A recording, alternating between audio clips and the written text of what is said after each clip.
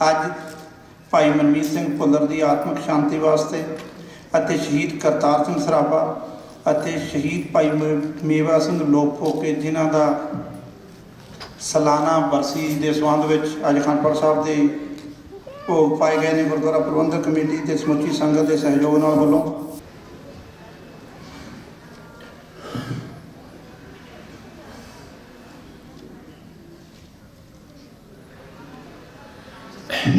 ਪੁੱਤਰਾਂ ਦੇ ਦਾਨੀ ਸਾਬੇ ਕਮਾਲ ਸ਼੍ਰੀ ਗੁਰੂ ਗੋਬਿੰਦ ਸਿੰਘ ਦੀ ਬਖਸ਼ਿਸ਼। ਵਾਹਿਗੁਰੂ ਜੀ ਕਾ ਖਾਲਸਾ। ਕਿਸੇ ਨੇ ਮਨਮੀਤ ਨੂੰ ਮੋਤੀ ਦਾ ਲਾਲ ਕਹਿ ਕੇ ਸੰਬੋਧਨ ਕੀਤਾ। ਕਿਸੇ ਨੇ ਯੋਧਾ, ਕਿਸੇ ਨੇ ਹੀਰੋ ਤੇ ਕਿਸੇ ਨੇ ਸੇਵਾਦਾਰ। ਅੱਜ ਮੇਰੇ ਲਈ ਹੋਰ ਵੀ ਬੜੀ ਮਾਣ ਤੇ ਖੁਸ਼ੀ ਵਾਲੀ ਗੱਲ ਆ ਕਿ ਐਡਮਿੰਟਨ ਦੀ ਸੰਗਤ ਨੇ,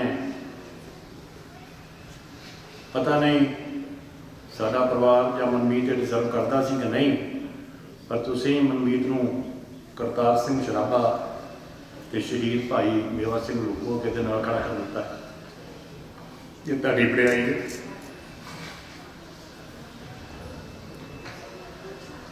ਅਸੀਂ ਸ਼ਹਿਰ ਦੇ ਨਿਕਲ ਨਹੀਂ, ਪਰ ਸੰਗਤ ਮਹਾਨ ਆ। ਜਿੰਨਾ ਸੰਗਤ ਨੇ ਸਤਿਕਾਰ ਦਿੱਤਾ ਆ ਆਲ ਓਵਰ ਦੀ ਵਰਲਡ, ਸਾਡਾ ਰੋਮ ਰੋਮ ਧੰਨਵਾਦੀ ਹੈ। ਸਾਡਾ ਰੋਮ ਰੋਮ ਧੰਨਵਾਦੀ ਆ। ਮਨਮੀਤ ਭੁੱਲਰ ਕੋਲੋਂ 35 ਸਾਲ ਦੀ ਛੋਟੀ ਸੇਵਾ ਵਿੱਚ ਮਹਾਰਾਜ ਨੇ ਜੋ ਵੀ ਸੇਵਾ ਲਈ ਉਹ ਮੇਰੇ ਤੋਂ ਪਹਿਲਾਂ ਬਹੁਤ ਸਾਰੇ ਵੀਰਾਂ ਨੇ ਤੁਹਾਡੇ ਨਾਲ ਸਾਂਝੀ ਕਰ ਰਹੀ ਆ। ਮਹਾਂਪੁਰਸ਼ ਬਾਬਾ ਜੀ ਟਾਂਡੇ ਵਾਲੇ ਵੀ ਬੈਠੇ ਆ, ਇੱਕ ਹੋਰ ਜਥਾ ਵੀ ਮੈਂ ਵੇਖਿਆ ਕੀਰਤਨੀ ਸਿੰਘ ਆ ਰਹੇ ਆ। ਸੋ ਅਸੀਂ ਚਾਹੁੰਦੇ ਹਾਂ ਕਿ ਸੰਗਤ ਉਹਨਾਂ ਦੇ ਕੀਰਤਨ ਦਾ ਆਨੰਦ ਮਾਣੇ। ਸੋ ਇਸ ਕਰਕੇ I am trying to be brief. ਸਾਡੇ ਕੋਲ ਦੋ ਹੀ ਚੋਇਸ ਆ। ਮੈਂ ਉਸ ਦਿਨ ਫਿਊਨਰਲ 'ਤੇ ਵੀ ਇਹੀ ਗੱਲ ਕਹੀ ਸੀ ਕਿ ਮਹਾਰਾਜ ਸੱਚੇ ਪਾਤਸ਼ਾਹ ਦੀ ਦਾਤ ਸੀਗੀ ਅਤੇ ਮਹਾਰਾਜ ਸੱਚੇ ਪਾਤਸ਼ਾਹ ਨੂੰ ਜਦੋਂ ਵੀ ਚੰਗਾ ਲੱਗਾ ਉਹ ਲੈ ਗਏ।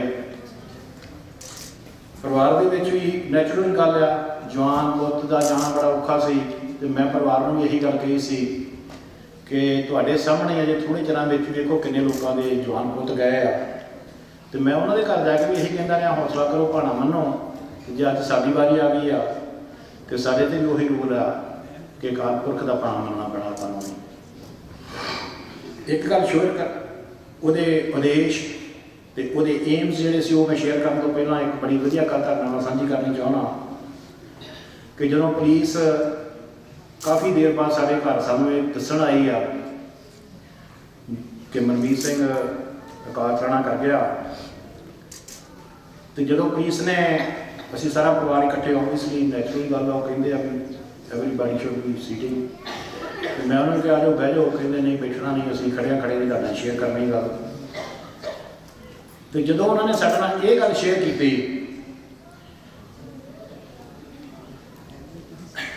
ਕਿ ਮਨਮੀਤ ਸਿੰਘ ਸੇਵਾ ਕਰਦਾ ਗਿਆ,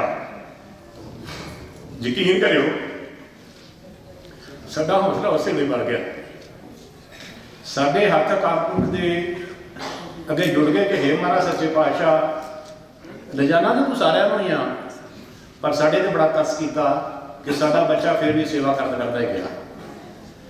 ਅਤੇ ਉਹਦੀ ਵਾਈਫ ਮਨਮੀਤ ਦੀ, ਸਾਡੀ ਨੂੰਹ ਰਾਣੀ, ਉਹ ਵੀ ਸੋਫੇ 'ਤੇ ਬੈਠੀ ਸੀ ਅਤੇ ਯਕਦਮ ਉਹਦਾ ਜਿਹੜਾ ਸੀ ਰੋਣ ਉਹ ਬਿਲਕੁਲ ਬੰਦ ਹੋ ਗਿਆ। ਅਲਵਾ ਸ਼ੌਕ, ਮੈਂ ਕਿਹਾ ਇਹਨੂੰ ਕੀ ਗੱਲ ਹੋ ਗਈ ਹੈ? ਅਤੇ ਉਹ ਕਹਿੰਦੀ that's what he ask for.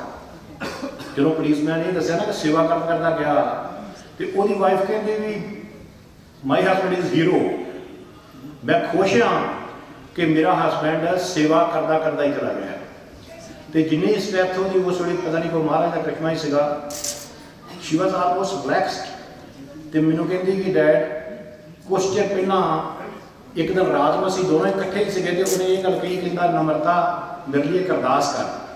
ਉਹ ਕਹਿੰਦੀ ਅੱਜ ਤੈਨੂੰ ਮੇਰੀ ਅਰਦਾਸ ਦੀ ਕੀ ਲੋੜ ਪੈ ਗਈ ਆਲ ਆਫ ਸਡਨ, ਵੀ what is wrong with you? ਕਹਿੰਦਾ ਨਹੀਂ ਰੋਂਗ ਕੁਛ ਨਹੀਂ, ਪਰ ਇੱਕ ਸੇਵਾ, ਇੱਕ ਮੇਰੇ ਲਈ ਅਰਦਾਸ ਕਰਦੇ ਕਿ ਜਿਸ ਦਿਨ ਮੈਂ ਇਸ ਦੁਨੀਆ ਤੋਂ ਜਾਵਾਂ ਨਾ, ਸੇਵਾ ਕਰਦਾ ਹੀ ਜਾਵਾਂ।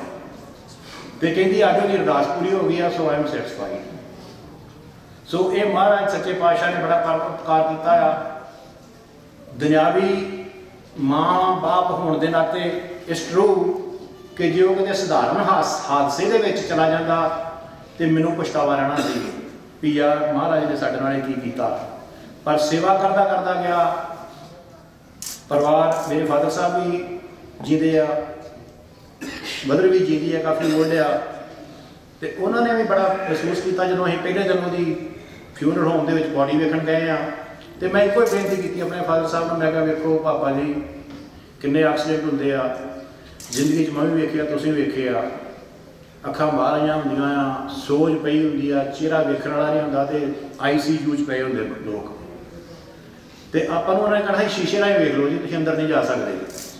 ਤੇ ਮੈਂ ਕਿਹਾ ਸੱਚੇ ਪਾਤਸ਼ਾਹ ਤੇ ਉਹਨੂੰ ਆਪ ਗਲਵਕੜੀ 'ਚ ਲੈ ਕੇ ਗਏ ਆ, ਕਿਤੇ ਸਰੀਰ ਤੇ ਕੋਈ ਵੀ ਇੱਕ ਵਿਜ਼ੀਬਲ ਸੱਟ ਨਹੀਂ ਹੈਗੀ, ਕੋਈ ਜ਼ਖਮ ਨਹੀਂ, ਔਰ ਬਿਲਕੁਲ ਜਿਸ ਤਰ੍ਹਾਂ ਸੁੱਤਾ ਪਿਆ ਹੁੰਦਾ ਆ। ਮੈਂ ਕਿਹਾ ਤੁਹਾਡੇ ਸਾਰੇ ਸਾਹਮਣੇ ਪਿਆ ਆ, ਤੇ ਇਹ ਤੋਂ ਵਧੀਆ ਮੌਤ ਕਿੱਦਾਂ ਹੋ ਲਾ ਸਕਦੀ ਆ।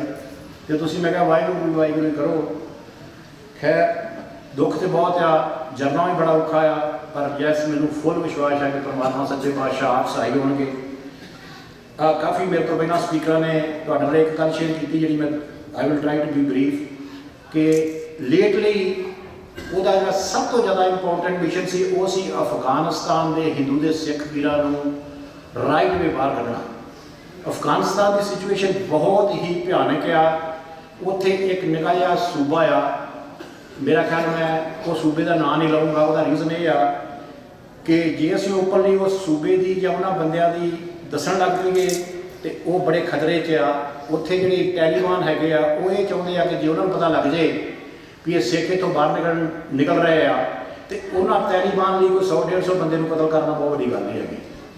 ਸੋ ਉਹ ਅਸੀਂ ਬੜੀ ਲਿਮਟਿਡ ਜੀ ਇਨਫੋਰਮੇਸ਼ਨ ਦਿੰਦੇ ਆ। ਪਿੰਡਾਂ ਵਿੱਚ ਰਹਿ ਰਹੇ ਆ, ਛੋਟਾ ਜਿਹਾ ਗੁਰਦੁਆਰਾ ਸਾਹਿਬ ਆ, ਉੱਥੇ 150 ਪਰਿਵਾਰ ਆ ਜਿਨ੍ਹਾਂ ਨੂੰ ਉਹ ਕਹਿ ਰਿਹਾ ਟੈਲੀਬਾਨ ਵਾਲੇ ਕਿ ਜਾਂ ਦੇ ਬਾਹਰ ਮੁਸਲਮਾਨ ਬਣ ਜਾਓ, ਤੁਹਾਡੀਆਂ ਧੀਆਂ ਭੈਣਾਂ ਬਾਹਰ ਬੁਰਕੇ ਤੋਂ ਬਿਨਾਂ ਨਿਕਲ ਨਹੀਂ ਸਕਦੀਆਂ, ਤੇ ਜਾਂ ਸਾਨੂੰ ਐਵਰੀ ਮੰਥ ਸੋ ਮਚ ਪੈਸੇ ਦਿਓ। ਔਰ ਬਲੀਵ ਵੀ ਜਦੋਂ ਉਹਨਾਂ ਦਾ ਕੋਈ ਜੀ ਦੀ ਡੈਥ ਹੋ ਜਾਂਦੀ ਹੈ ਤਾਂ ਉਹ ਸੰਸਕਾਰ ਵੀ ਨਹੀਂ ਕਰ ਸਕਦੇ, ਉਹਨਾਂ ਨੂੰ ਅਲਾਉਡ ਨਹੀਂ।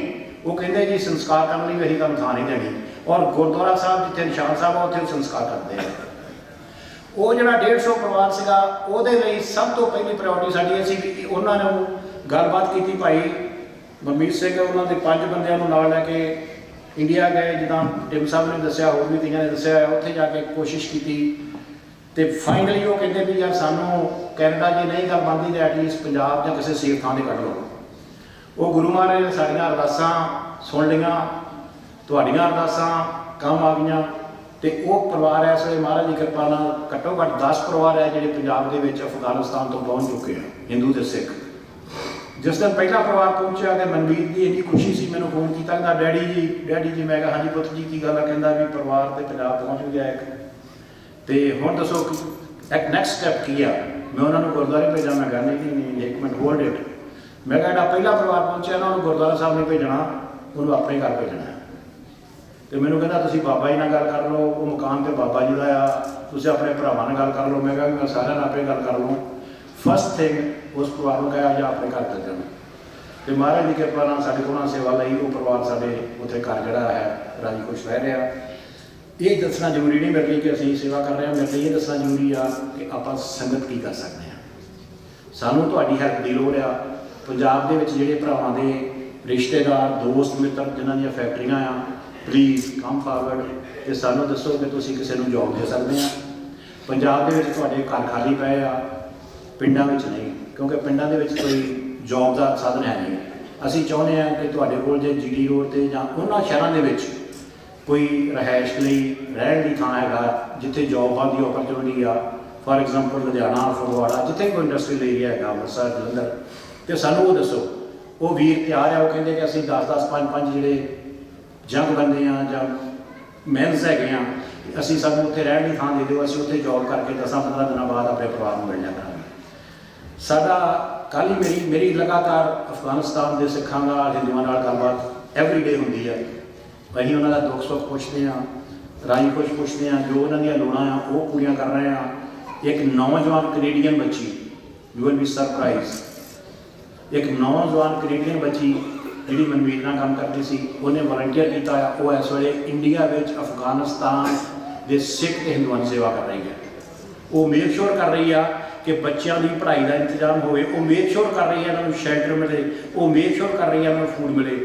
10-12 ਘੰਟੇ ਪੰਜਾਬ ਤੋਂ ਟਰੈਵਲ ਕਰਕੇ ਦਿੱਲੀ ਆਉਂਦੀ ਆ ਔਰ ਦਿੱਲੀ ਤੋਂ ਅਫਗਾਨਿਸਤਾਨ ਸਿੱਖਾਂ ਨੂੰ ਟ੍ਰੇਨ ਲਾਈਨ ਲੈ ਕੇ ਅੰਮ੍ਰਿਤਸਰ ਲੈ ਕੇ ਜਾਂਦੀ ਆ। ਮੈਨੂੰ ਆਸ ਨਹੀਂ ਸੀ ਵੀ ਉਹ ਕੈਨੇਡੀਅਨ ਬੱਚੀ ਸਪੈਸ਼ਲੀ ਜਿੱਦਾਂ ਤੁਹਾਨੂੰ ਸਾਰਿਆਂ ਨੂੰ ਪਤਾ ਹੈ ਸਿਚੁਏਸ਼ਨ ਇੰਡੀਆ ਦੀ ਕਿੱਦਾਂ ਦੀ ਆ, ਉੱਥੇ ਤੇ ਸਾਨੂੰ ਨਹੀਂ ਕੋਈ ਪੁੱਛਦਾ ਤੇ ਉਹ ਬੱਚੀ ਨੌਜਵਾਨ ਇੰਨੀ ਮਿਹਨਤ ਕਰ ਰਹੀ ਆ ਤੇ ਉਹਨੇ ਕਮਿਟਮੈਂਟ ਕੀਤੀ ਹੈ ਕਿ ਫਰਵਰੀ ਤੱਕ ਉੱਥੇ ਹੀ ਰਹੂਗੀ। ਉਹਨੇ ਉਹ ਬੜੀ ਤਕੜੀ ਸੇਵਾ ਕਰਨ ਲਈ ਹੈ ਬੱਚਿਆਂ ਦੀ।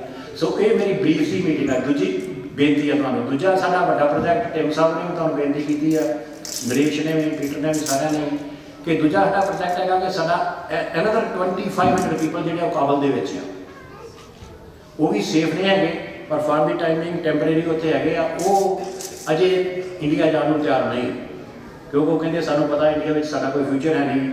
ਉਹ ਆਸ ਰੱਖਦੇ ਆ ਕਿ ਕੈਨੇਡੀਅਨ ਸਿੱਖ, ਕੈਨੇਡੀਅਨ ਸਾਧ ਸੰਗਤ ਜਿਹੜੀ ਉਹ ਸਾਨੂੰ ਇੱਕ ਦਿਨ ਕੋਸ਼ਿਸ਼ਾਂ ਦੇ ਨਾਲ ਕੈਨੇਡਾ ਲੈ ਜੂਗੀ। ਸੋ ਉਹ ਆਪਣਾ ਸੈਕੰਡ ਪ੍ਰੋਜੈਕਟ ਆ। ਸੋ ਇਹਨਾਂ ਦੋਨਾਂ ਪ੍ਰੋਜੈਕਟਾਂ ਲਈ ਤੇ 3-4 ਹੋਰ ਪ੍ਰੋਜੈਕਟ ਆ ਜਿਹੜੇ ਮਨਮੀਤ ਦੇ ਆ।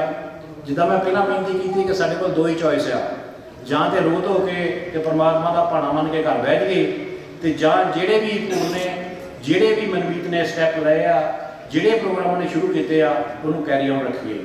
ਸਾਡਾ ਪਰਿਵਾਰ ਕਮਿਟਡ ਆ, ਉਹਦੀ ਵਾਈਫ ਕਮਿਟਡ ਆ ਵੀ ਅਸੀਂ ਉਹਨਾਂ ਚਿਰ ਤੱਕ ਸੁੱਖ ਦਾ ਸਾਹ ਨਹੀਂ ਲਵਾਂਗੇ ਜਿੰਨਾ ਚਿਰ ਤੱਕ ਮਨਮੀਤ ਦੇ ਸੁਪਨੇ ਪੂਰੇ ਨਹੀਂ ਹੋ ਜਾਂਦੇ। ਨੈਕਸਟ ਵੀਕ ਮੈਂ ਟੋਰਾਂਟੋ ਵੀ ਜਾਣਾ, ਉੱਥੇ ਵੀ ਬੇਨਤੀ ਕਰਨੀ ਆ। ਸਾਨੂੰ ਇੱਕ ਮਨਮੀਤ ਦੀ ਲੋੜ ਨਹੀਂ। ਮੇਰਾ ਆਪਣਾ ਟਾਰਗੇਟ ਆ ਕਿ ਮਹਾਰਾਜ ਸੱਚੇ ਪਾਤਸ਼ਾਹ ਦੀ ਅਰਦਾਸ ਵੀ ਆ ਕਿ ਆਉਣ ਵਾਲੇ 5 ਸਾਲਾਂ ਵਿੱਚ ਦੁਨੀਆ ਦੇ ਵਿੱਚ ਸਾਰੀ ਮੈਂ 5 ਲੱਖ ਮਨਮੀਤ ਵੇਖਣਾ ਚਾਹੁੰਦਾ। 5 ਲੱਖ ਯੂਥ, ਬੱਚੇ ਤੇ ਬਜ਼ੁਰਗ ਇਸ ਕੌਮ ਲਈ, ਇਸ ਕੰਮ ਲਈ ਖੜੇ ਕਰਨੇ ਚਾਹੁੰਦੇ ਆ।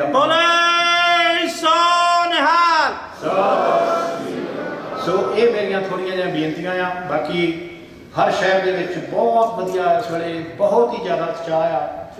ਬਹੁਤ ਸਾਨੂੰ ਟੋਰਾਂਟੋ ਤੋਂ, BC ਤੋਂ, ਐਵਰੀ ਪ੍ਰੋਵਿੰਸ ਤੋਂ ਸਾਨੂੰ ਕਾਲ ਆ ਰਹੀਆਂ ਆ ਕਿ ਪਲੀਜ਼ ਜੇ ਹੋਰ ਕੁਛ ਨਹੀਂ ਕਰ ਸਕਦੇ ਤੇ ਜਿਹੜੇ ਉਹਦੇ ਸੁਪਨੇ ਆ ਉਹਨਾਂ ਨੂੰ ਜ਼ਰੂਰ ਕੈਰੀ ਆਨ ਰੱਖਿਓ। ਸੋ ਮੈਂ ਦੋਨੋਂ ਹੱਥ ਜੋੜ ਕੇ ਗੁਰਦੁਆਰਾ ਸਾਹਿਬ ਦਾ ਤਹਿ ਦਿਲੋਂ ਧੰਨਵਾਦੀ ਹਾਂ ਕਿਉਂਕਿ ਸਾਡੇ ਕਿੱਥੇ ਵੇਰ ਮਿਲਦਾ ਸਾਨੂੰ ਇਹੋ ਜਿਹੇ ਕੰਮ ਕਰਨ ਦਾ। ਸਾਡੇ ਤੇ ਆਪਸ ਵਿੱਚ ਹੀ ਬਹੁਤ ਬਿਜ਼ੀ ਹਾਂ ਅਸੀਂ, ਤੇ ਇਹ ਗੁਰਦੁਆਰਾ ਸਾਹਿਬ ਦੀ ਵਡਿਆਈ ਆ, ਇਹਨਾਂ ਦੀ ਲੰਬੀ ਸੋਚ ਆ। ਇਹਨਾਂ ਨੇ ਗੁਰੂ ਅੱਗੇ ਅਰਦਾਸ ਕੀਤੀ ਆ ਸਾਡੇ ਲਈ, ਅਖੰਡ ਪਾਠ ਸਾਹਿਬ ਕਰਵਾਇਆ।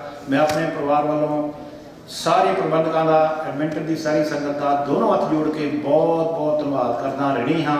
ਮੇਰੇ ਕੋਲੋਂ ਕੋਈ ਸ਼ਬਦ ਵੱਧ ਘੱਟ ਬੋਲਿਆ ਗਿਆ ਹੋਵੇ ਤੇ ਮੈਨੂੰ ਮਾਫ ਕਰਨਾ। ਵਾਹਿਗੁਰੂ ਜੀ ਕਾ ਖਾਲਸਾ, ਵਾਹਿਗੁਰੂ ਜੀ